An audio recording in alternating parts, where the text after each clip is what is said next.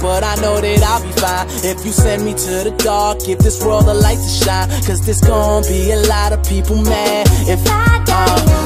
And my mama raised 2 kids all on her own. I was jealous of the kids that had 2 parents in their home. My pops left me for the sky, my pop left me for the sky. Now I'm steady popping bottles like this message is inside them. I'm just living low-key, something sorta like an OG. Now everybody seems to know me. Started way back in 03 when I started to rap and smoke weed. Tupac S and double OP, J-A-Y hyphen to the Z. They taught me to write what I see. New York taught me to be real. Out here, it's kill or get killed. So I gotta make that change and just tell them how I feel. And I'm feeling like I lived so many lifetimes already. And the funny part is, man, I just begun. So if I die, bury me inside, lay me down on a bed of roses, sink me in the river at dawn, send me away with the words of a love song. If I die now, bury me inside, lay me down on a bed of roses, sink me in the river at dawn,